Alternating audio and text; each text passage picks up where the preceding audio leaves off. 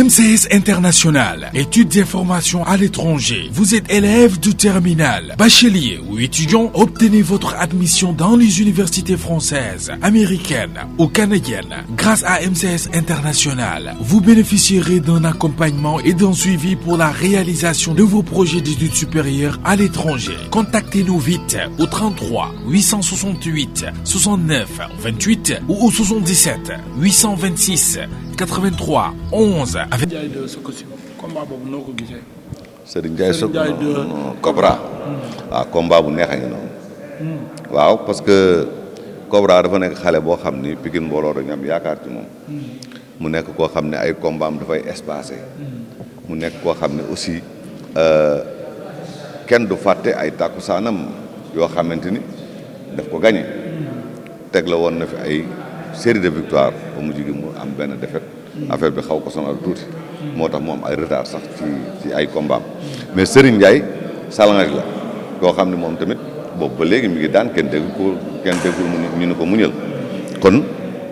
ñu ngi xaar bés boobu combat bu neex mais combat bu lu nekk combat wu ay xeex combat bëri lay doon ci ñoom ñaar ñëpp bëri lay doon parce que xam naa ni non favori boo koy wax ki ëpp ay combat ëpp ay potentiel ci ñi mu daan kooku ngay wax favori te Cobra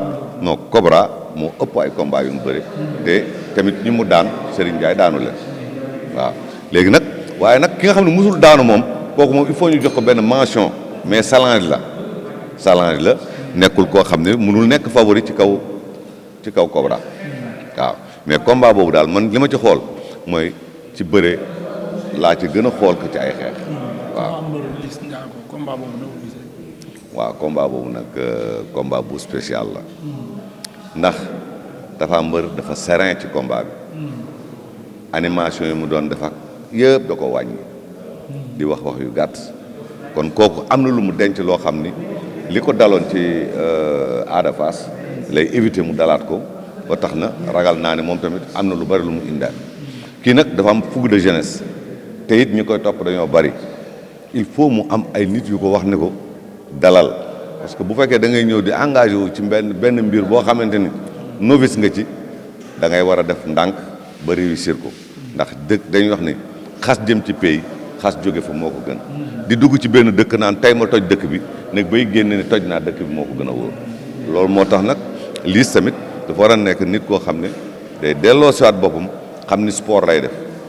laaj na animation laaj na lépp mais joxal respect sa nawle yi nga ko seqal ngir ëllëg nga mën a réussir boo réussir ba pare nag lu la neex mën nga ko def bu la neexee fecc bu la neexee woy bu la neexee def lu la neex mais avant ngay dem daal fexeel ba protéger sa bopp ba mën a réussir sa combat foofu ba tey Liss Ndiago challenge lay nekk favori bi Tapha Mbeur lay doon parce que da ngay xool ne Tapha Mbeur aussi ñi mu bëreel la ak ñi mu daan Moustapha Guèye ak ñu mel noonu ku leen daan doo ñëw di bëre koo xam ni moom day doog a ñëw ba pare ñu koy jox favori mais foofu tamit moom Tapha Mbeur dafa war a xoolaat boppam tey teg làmb ji ci yoon pour mën a relever défi bi nga xam ne mooy dafa jóge ci défaite war a relancer waat carrière am waaw. am na solo maa ngi lay jaajëfal. bari jërëjëf fii. ci Panal établissement Khadim Rassoul seeni karo du jël benn yoon ndox ba noppi ay qualité yu baax la ñuy jaay te seen karo du yàqu waaw kon nag yow mi bëgg ay karo yu baax dawal gaaw seeti waa établissement Khadim Rassoul ña nga nekk ca Parcelles Assainies ca booru marché police ba seen numéro téléphone 33 820 39 95 wala 77 720 32 44 établissement Khadim Rassoul nag dañuy ubbi du lundi au dimanche dama ne kon nag boo bëggee ay karo yu baax dawal gaaw seeti waa établissement Khadim Rassoul ña nga nekk foofu ca Parcelles Assainies ca booru marché police établissement Khadim Rassoul le choix de l'excellence.